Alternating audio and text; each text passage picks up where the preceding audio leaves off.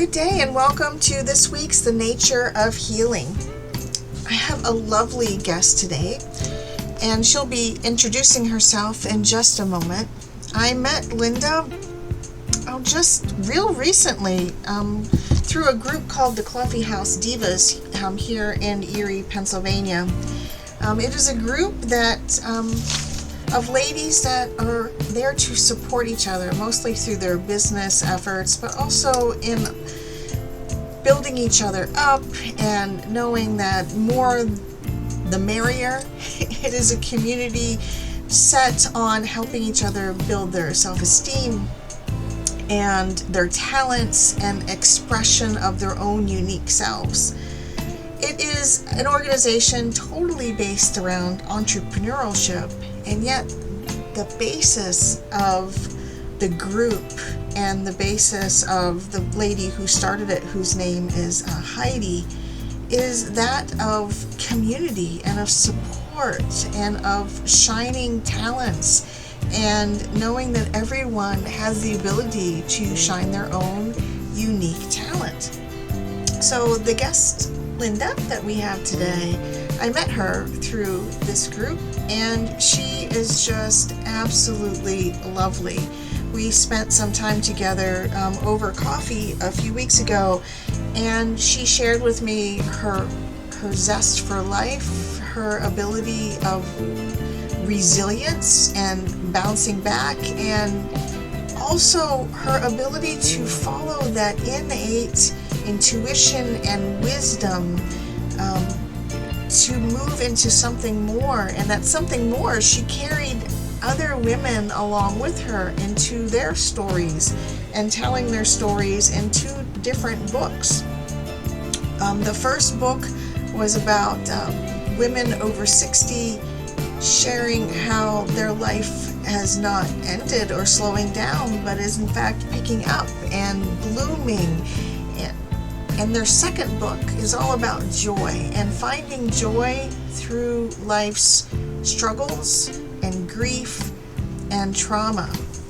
So what you're going to hear now is Linda sharing a bit of her own story, and again, to listen to the perspective of resilience is the most enlightening and encouraging and beautiful way to move through the world, to know that no matter where we are at, whether it's a joyful moment or a sorrowful moment or a grief moment or a challenging moment or a traumatic moment or a beautiful excellent memory or sharing and making new memories and feeling that joy in the present moment, that all of it to move to the next moment is resilience. To know that we keep moving, that nothing is stationary, and that our lives have meaning, and that meaning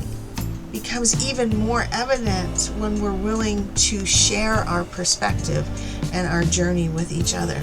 So I'm so happy to be able to share Linda with you today.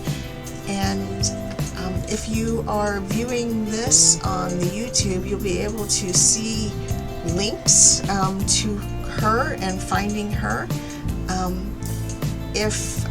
So the YouTube address is under Jen Shepherd. So it's JENN and it's SHEPHERD.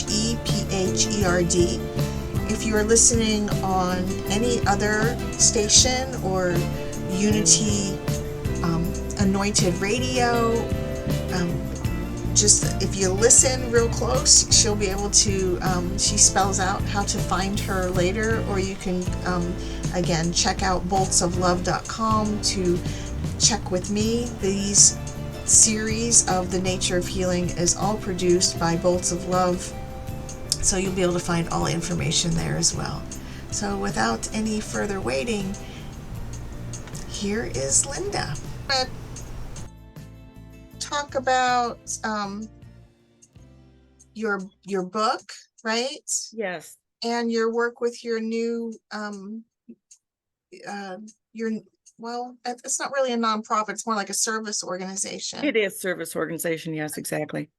But if you don't mind, if I just ask by asking you to introduce yourself and how you Oh, see yourself and who you are and all of that, and then we'll just talk from there. hey, good morning, everyone. Thank you for being here. And I'm so blessed to be here with you, Jenna. Thank you so much. My name is Linda Laird Staszewski, and I was a retired industrial engineer, and I found myself unemployed at age 59. I had gone to school 9.5 years after working all day to night school to attain up to my master's in professional leadership. So I thought I'll just go get another job. Oh, I went out positively. I came back broken, devastated. I felt like I had no purpose in life anymore. Everything was gone. My whole life was what I, my job. So I knew it was time to reinvent myself. So I did some things in the years and I thought, oh, I really want to do more. So I heard of an anthology. It's where several people, several authors, all write one chapter in a book based on a specific theme. And so I thought, I want in. So I'm looking and looking. I could not find one. And I'm a big prayer person. I go, Lord, please help me find the right one. It was then I felt the tap on the shoulder and the words, why not you? I jumped out of my skin. I said, I can't do, I know nothing. I know nothing about any of this. How would I even get people that want to join in with me? And I thought, well, he gave me this opportunity, this gift. I have to be obedient. So I just dug in and I truly did it afraid. So, what was the topic you chose for the anthology? Well, we did two of them and they were both Amazon bestsellers. The first one was 20 Lives Ignited, how 20 women over 60 are creating success on their own terms. And that was because I saw Dr. Phil show, and Uh-huh. all these women over 60, there were like 8 of them, and they were all miserable and lonely, and they retired and didn't have friends anymore. Their kids were, they were empty nesters now, the kids were gone, and they were not happy. And I'm here in my living room yelling, you've only just begun. This is the best time of your life. So that kind of inspired me to do this book because I want women to know you're never too old and it's never too late to become who you want to become. So that was the story of that one. From there, I said I'd never do it again because it was grueling trying to herd in 20 women, all alpha women, busy women, business women.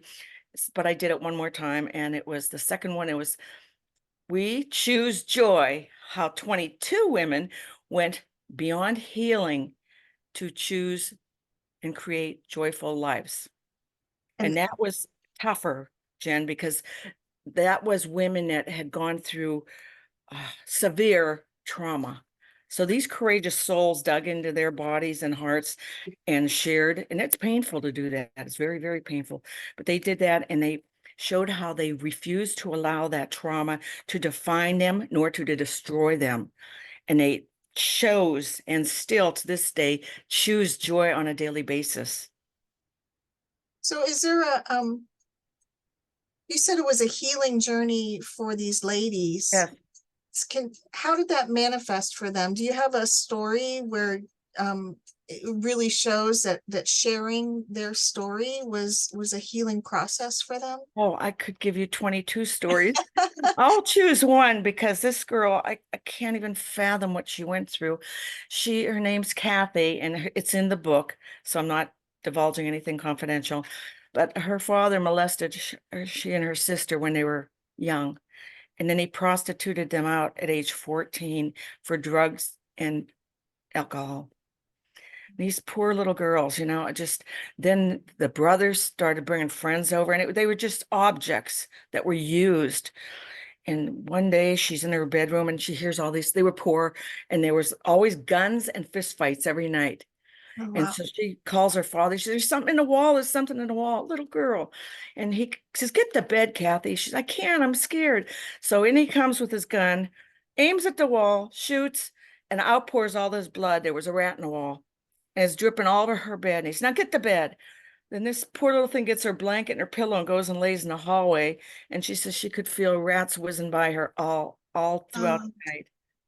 So she continued on with not feeling worthy, not feeling good about herself, not just thinking she was an object to be used for men's pleasure.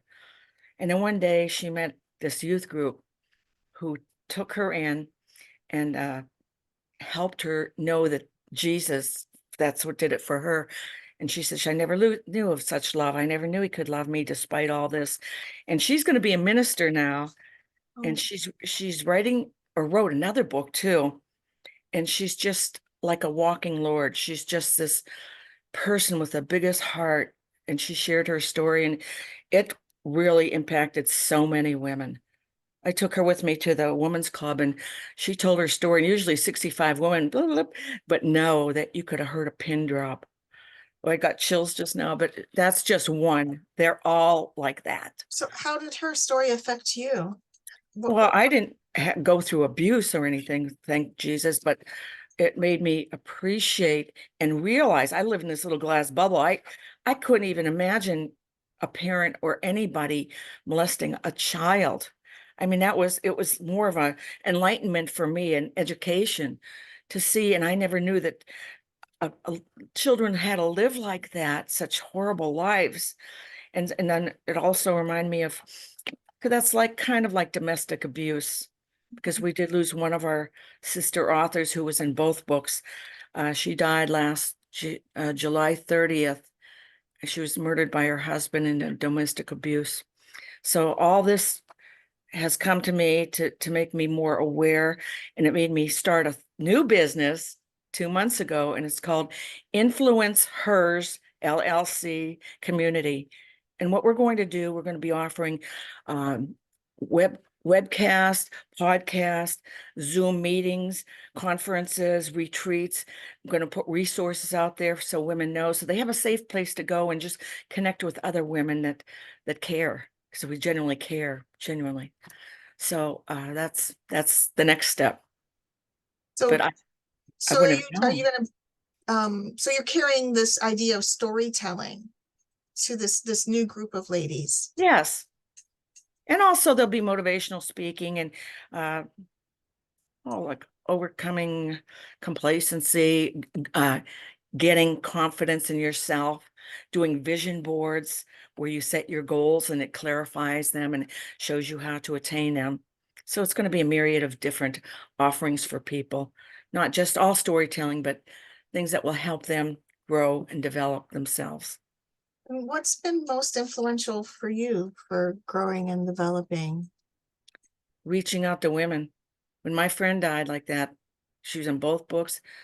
It it hit all of us so hard. We'll never get over it, never, ever. And it just made me, again, I hadn't, my husband is 49 years, treats me like a queen. And I knew there's abuse out there, but I didn't know to the extent. And this awareness made me want to reach out and help women, because I want all women to live their best lives purposely and not let anybody pull them under, hold them down, or make them think they're not worthy, because they are. I mean, how do you know? I mean, because you have a good grasp of that, of your own worthiness. Do you know where that comes from? My mother always, my parents both always said, oh, you're as good as anybody else and all that. But it wasn't until I joined the Coffee Club Divas, Heidi Park Kerner, she and she brought out in me so much I didn't know I had. She transformed my whole life. I would come up with grand business ideas, and I'd even have the business cards and brochures printed up, and I would sabotage myself because of lack of confidence. I got so scared and thought I can't do it. I just can't. And she took me and pushed me up and over, and she taught me to do it afraid. So now I reach out in fear and very much afraid, but I do it, and it works. And it's just so, and it's so beneficial and so wonderful now. I didn't have confidence before. I want to So, tap into what you said there, do it afraid. What does that feel like, or what does that mean? oh, it's being absolutely terrified. Like when I told you, why not you? I actually shook it and jumped out of my skin because I thought, I can't, absolutely cannot do this. I know nothing. How would I even start to go about it? I mean, I was terrified, terrified, but I Terrified did. because you heard your own calling, or terrified because you didn't know if you were worthy for that calling, or Terrified that I could do it, because I thought I have no, zero, zip, no knowledge of writing or uh, getting a publisher or seeing if anybody would even want to join me for my dream. I mean, I was really I was scared. And then when I lost my job too, I felt like zero. I felt like I lost my life, and I was afraid. I was very, very scared. But I just had to pick up and keep going. See, I did have a great deal of positivity instilled in me as at home. My parents and my husband too. He's very supportive. Thank God. So it feels like what you're talking about is just your spirituality is just the way you live your life, It is. It absolutely is. It's my heart and my soul. which is what you share with others. I do share that. I So, have to because it's me. It is. It's me. so where's your story in these books? If you were, I yeah, The did you? first one was about my losing that job and how I felt like I lost my life. And then I came out of it and reinvented myself. And I had started 3 businesses in 3 years too during that before I heard the anthology book. So I did them all afraid, but I did them. And they were really fun and worthy and great, but I wanted more and I prayed for more. So then second book was very painful for me. It was this is something I never even talked about or thought about. I thought about it plenty, but my husband and I, after we got married, we were the perfect couple. We just everyone thought, oh, they're perfect. We ran into a snag after like 15 years, and he didn't want children right away for good reasons, and I never thought of my life without a child, and so that was very painful for me. I mean, I prayed, I begged God, I said, please, please. And I said, if I'm not going to have him, just let me know so I can let go of this in my mind because it's consuming me. So after I was, I think 38 years old, and he said, okay, it's time. And I'm, oh yeah. So we were going to have a baby and everything was happy and we had a room already and we bought a different house and things were going really, really well. Then I suffered a miscarriage. And that really did something so traumatic to me and my brain and my mind and my heart and my soul that I blamed him. I thought if he wouldn't have waited so long. So I had a lot of resentment and anger, unjustifiably, towards him. And we kind of drifted apart. And then he found someone else. And we were apart for like a year. And that almost killed me that had feelings for somebody else. So I just picked up and I kept trying to just lead my life and not let things pull me down. I kept forging ahead. I went back to school and I just kept doing it. And the Lord wouldn't let us be apart. I didn't want him back because I was furious and upset and hurt and wounded and broken. Um, and we went to it was called Retrovine. It's a healing for marriages and relationships. And we went to that. And what it is, it teaches you how to communicate back on the level when you first met, back and forth, to feel each other's feelings and to have more understanding and listening to what the other person says. And it just strengthened our marriage like never before. And we got back together. And again, we're 49 years married this August. And it just couldn't be better. So it's all, That's a yeah. huge journey. It's a huge, painful journey, but we did it, and I've never been happier. And him too. And he's my best friend. He's my hero. He's my everything. And we put God first, us second, with relatives and friends, then everything else. So when you say God first, what does that feel like for you, or how does that manifest in your life? That just feels wonderful because that's, like I said, I'm a spiritual person, and the first thing when I wake up in the morning, I'm singing praise songs and things like that, and we just it's just the way I treat people, the way I respect people, and I'm courteous, and uh, my whole life is built around that because I know that the Lord protects me and smooths the path before me, for which I'm so, so grateful. That's another thing. To be happy and joyful in life, you must have an attitude of gratitude and be grateful for things, not just say, well, I don't have this, I don't have this, I don't have this, but you do have this, you do have this, you do have this. And just to dwell on the things that you do have and strive for the ones you don't, and just to find joy, choose it. Because you don't just choose it once in your life, you choose it daily.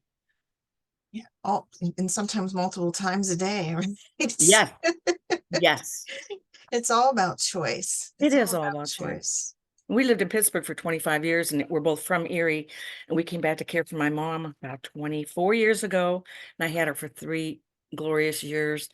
And I'm so, so, so grateful for that opportunity to be with her when she passed. And, but, just glad to be home. But I'm driving down the street and not a day goes by. I don't go, thank you, God, for bringing me home, bringing us home. So, So what is that for you? What does home, I mean, so you said Erie's your home? yeah.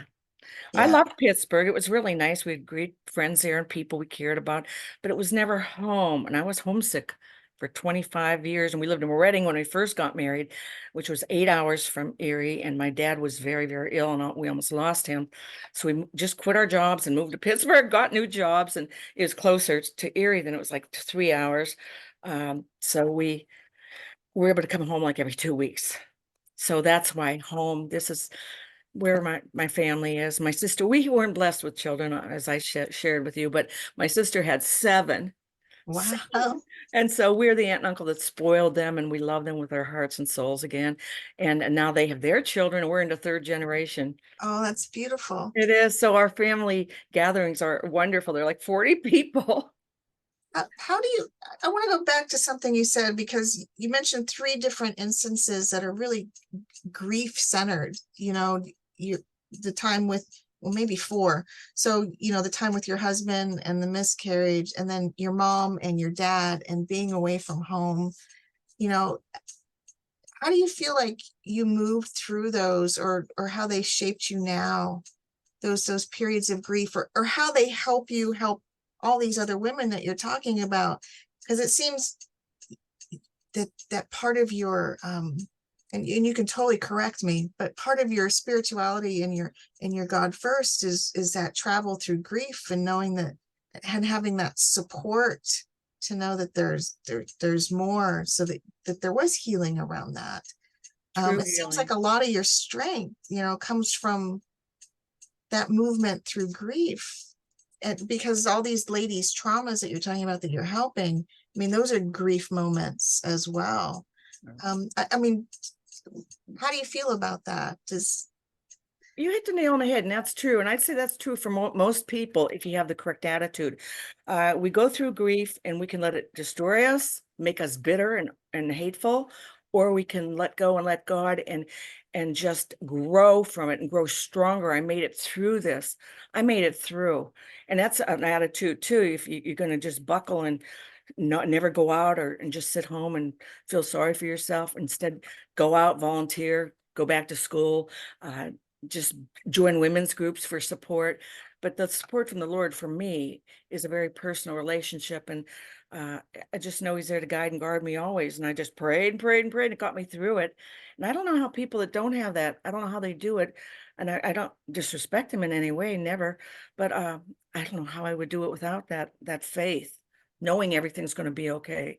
And not knowing how, but knowing it will. But you shine that for those other people so they can find their own pathway to their own spirituality, I think. I hope so, because that's my goal. That's my mission. I want people to know. And most people, again, grow from the adversity if they choose to.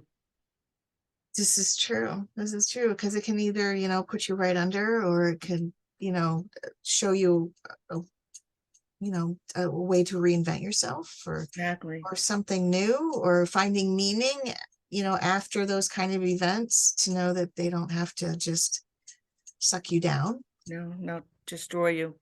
Be No. strong and just be strong and I feel hold fast to my faith during difficult times. And yeah, So it worked. if somebody wants to be involved with you with this venture, with helping, what's the group of ladies that you're helping? Could you, I think I missed that. Oh, it's anybody that wants help or needs Okay. help, wants to reach out. And it's called Influence dash capital HERS LLC, Influencers. And you'd be better, I can't speak. You'd best be able to reach me through my Facebook, Linda Laird Staszewski, and then I could put you on to all these other things. I also have a group that it's a free Facebook group. It's called Unwavering Women over 60 plus, live your best life. And it's just a place for women to communicate, reach out, connect. I think it's got like 468 people in it, but it's a nice thing. And we can share recipes, share stories, ask for prayers, tell of upcoming events.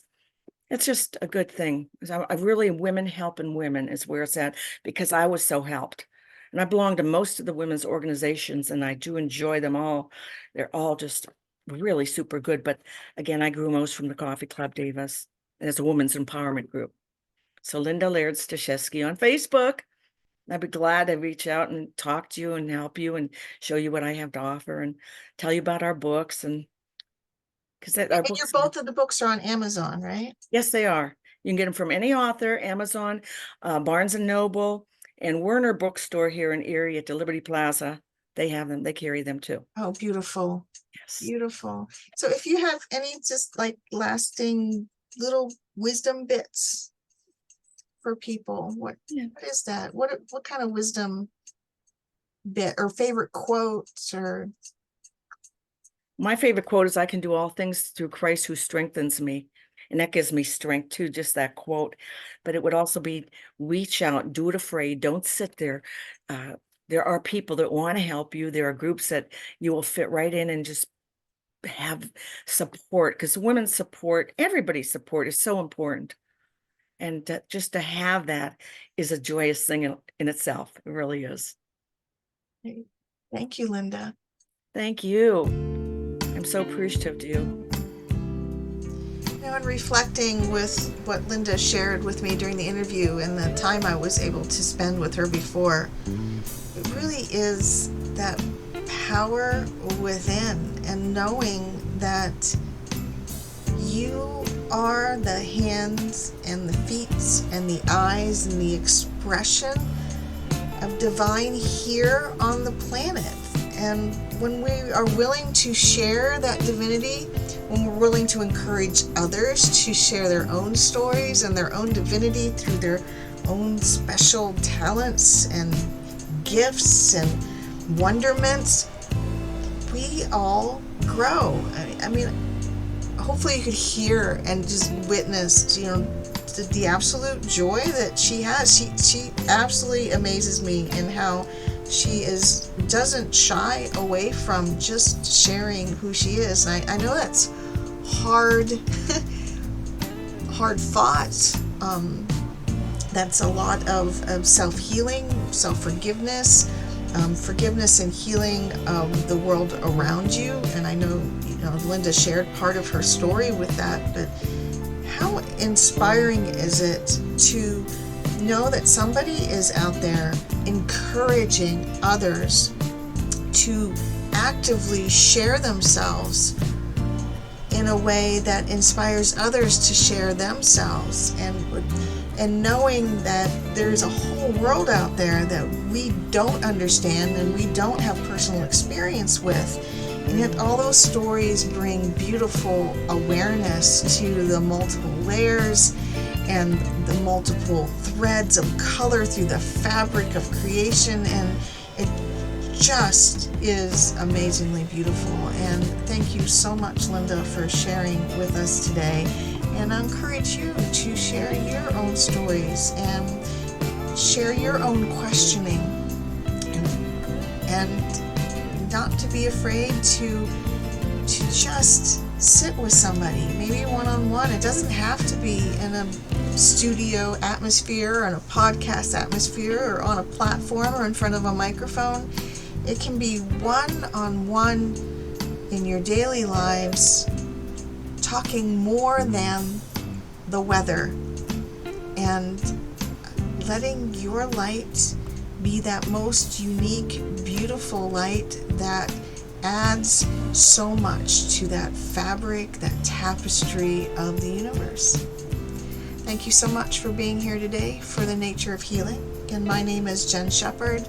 It is produced by Bolts of Love. That's boltsoflove.com. And if you'd like to send a message, ask a question, or have an idea for a guest on the show, that is boltsoflove@gmail.com. That's BOLTSOFLOVE @gmail.com. Thank you, and take care.